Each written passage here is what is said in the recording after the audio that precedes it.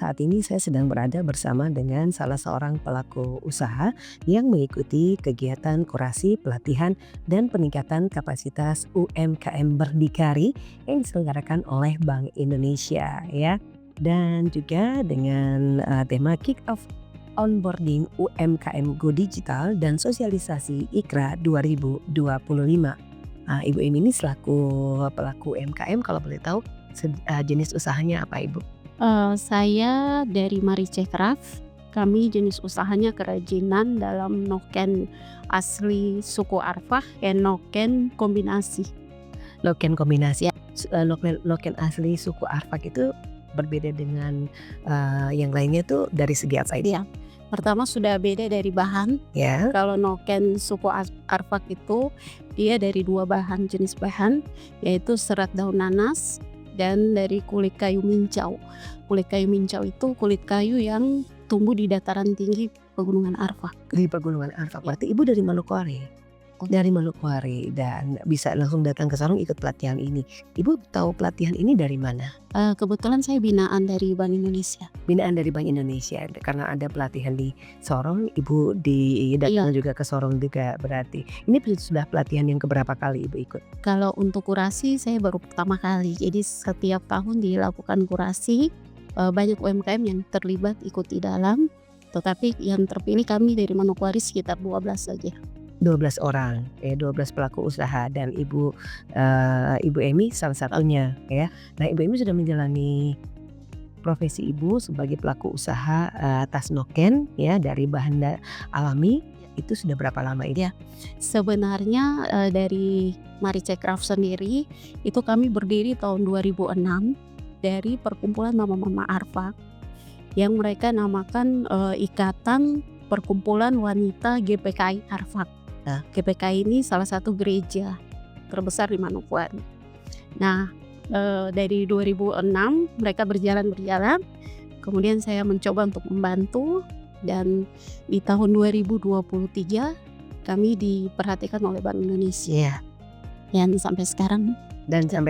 Nah, untuk perhatian seperti apa yang diberikan oleh Bank Indonesia untuk Marice Craft ini? Iya, pertama kami mendapatkan pelatihan di daerah yang diadakan Bank Indonesia, kami sering ikut. Kemudian kami mendapat pelatih dari Yogyakarta, itu pelatih untuk menjahit tas, mereka datang ke Manokwari. Nah, kemudian kami mendapat bantuan alat-alat mesin jahit juga dan alat pemisah serat nanas. Oh ya, jadi bantuan alat. Alat. Nah, kalau untuk modal sendiri bagaimana Ibu?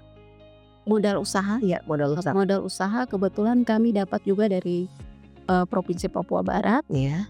Kemudian dari ibu-ibu juga ikatan. Ya. Ya, itu saja. Yang membedakan kan setiap daerah yang ada di tanah Papua ini pasti punya motif dan juga jenis tas noken yang berbeda-beda ya. Nah, kalau yang membedakan dengan tas noken lainnya dari Marice Craft ini selain tadi dari serat nanas, itu apakah motifnya atau ada sesuatu dari keunggulan apa yang dimiliki sehingga patut untuk dipromosikan ini? Ya, kalau kami khususnya ibu-ibu dari ikatan atau dari Marice Craft, kami mempunyai keunggulan itu tas nokennya dari jenis bahan jelas beda ya. Iya. Karena dari serat daun nanas itu kayaknya dari Arfak saja. Iya, hanya ada di sana. Ya, sama kulit kayu mincau. Kulit kayu mincau. Yes, dari itu kulit kayu mincau itu didapat di hutan kah ataupun ada tumbuh di sekitaran rumah warga? Dia tumbuh di sekitaran rumah warga tapi hanya di Pegunungan Arfak. Oh, hanya ada di pegunungan. Iya, dan itu yang diambil seratnya, kemudian diolah menjadi benang baru itu proses untuk mendapatkan satu tas noken itu dari serat, kemudian juga dari minjau, kemudian juga dari pohon nanas ya, dari pohon nanas itu berapa lama Ibu? Sebenarnya kalau dari proses pertama kita ambil di hutan ya. Iya. Kalau dari kulit kayu mincau di hutan atau di pedalaman itu cepat saja. Yang membuat lama itu di proses penjemuran. Itu yang lama? Iya, karena harus dijemur dulu. Dan itu penjemurannya itu tekniknya hanya dari matahari kah? Dari matahari. Ada teknik lainnya dari matahari, jadi hanya mengandalkan matahari. Itu memakan waktu berapa lama hingga benar-benar kering dan bisa diolah menjadi benang baru bisa dimanfaatkan? Kurang lebih itu bisa seminggu 2 minggu. Oke, proses penjemurannya saja. Penjemuran. Kemudian untuk membuat menjadi benang. Benang itu setelah dijemur, mereka ambil, kemudian diambil seratnya, Iya. dikupas lagi sampai dapat serat yang paling halus. Iya. Nah, setelah itu baru dipelintir lagi secara manual. Manual juga. Manual. Jadi untuk alat pelintiran serat nanas sama serat pohon kayu hijau ya. tidak ada. Jadi harus tetap manual. harus secara manual.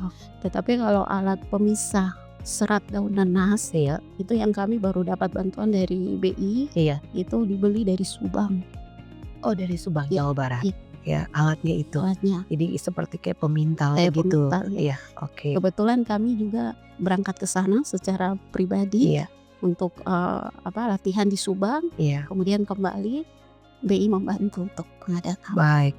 Dan kemudian Ibu Emi, selain itu untuk prosesnya sendiri, untuk modelnya, kemudian ketika dijual di pasaran, cara apa yang dilakukan oleh Ibu Emi dari Marice Craft? Kalau noken asli jelas sama ya.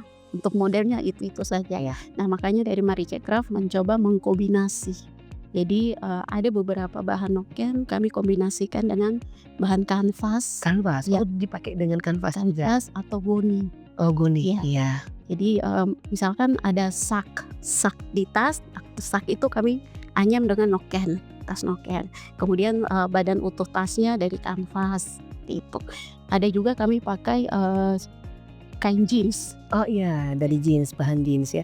Jadi lebih modern ya, modern. mengikuti perkembangan zaman juga, apalagi dengan style anak-anak muda zaman sekarang ya. Nah, dari Marice Craft ini untuk harga dari noken yang dijual itu pastinya bervariasi. Itu dari segi ukuran pastinya dan juga dari segi bahan yang dipergunakan. Nah, kalau yang dari asli dari segi ukuran sampai nanti dengan perbedaan modifikasi bahan itu kira-kira dijual dengan harga berapa? Kalau yang noken asli dalam ukuran kita bisa taruh handphone yang kecil, Iya. itu kami Tas HP ya, tas ya. HP kami 150 sampai 200. 1.000. Ya, Iya. 100.000. Tapi yang paling besar itu ada yang 700 sampai 800.000. Iya. Noken asli. Noken aslinya. Ya, tapi kalau yang kombinasi kami hanya kisaran di 350 sampai 400. Oke, itu kisaran harganya ya Ibu ya. Baik. Nah, terus kemudian Ibu pada saat proses pelatihan ini kan biasanya model promosinya itu selama ini yang dilakukan oleh Ibu Emi dan teman-teman dari Marice Craft itu melakukan promosi lewat mana? Apakah media sosial kah atau apakah? Kami punya media sosial Facebook dengan IG. IG, oke. Tetapi galeri juga kami punya. Punya galeri sendiri juga, oke. Jadi kebanyakan orang belanja itu offline ya. Offline. Ya. Kalau online jarang. Nah, dengan adanya pelatihan ini kami mungkin setelah pulang pelatihan nanti mencoba untuk lewat marketplace, shop, Lazada dan lain-lain. Jadi sangat bagus sekali pelatihan. Berarti lebih kalau untuk itu lebih baik lebih banyak orang datang offline ya dibandingkan lewat media sosial. Tetapi dengan adanya pelatihan ini berarti kan memudahkan Ibu untuk lebih memasarkan nih produk-produk dari Marice Craft ini secara online ya. Oke, baik. Ya, dan apa mungkin pesan untuk para pengusaha Papua terakhir, untuk pesan buat para pengusaha orang asli Papua untuk bergerak maju di bidang usahanya masing-masing? Oke. Saya pesan untuk rekan-rekan sesama orang asli Papua, sebenarnya kalau ingin menjadi pengusaha yang hebat, kita memulai dari UMKM. Ya, karena UMKM ini salah satu tempat di mana kita bisa berkreasi, meluangkan semua ide-ide yang kita punya, dan juga kita bisa membawa nama Papua. Papua ini kan kaya dengan sumber daya alam dan sebagainya.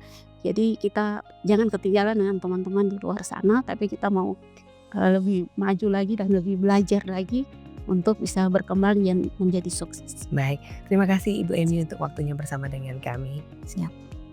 Pendengar, demikianlah tadi perbincangan kami bersama dengan Ibu Emi Mambrasar selaku pelaku usaha UMKM yang ada di tanah Papua dan yang diselenggarakan mengikuti kegiatan kurasi berbasis digital yang diselenggarakan oleh Bank Indonesia.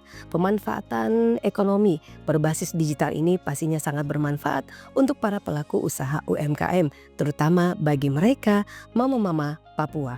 untuk bisa mengembangkan usaha mereka lewat perusahaan besar e-commerce yang ada di Indonesia. Demikian Mosaik Indonesia. Sampai berjumpa kembali lagi dengan topik yang lainnya.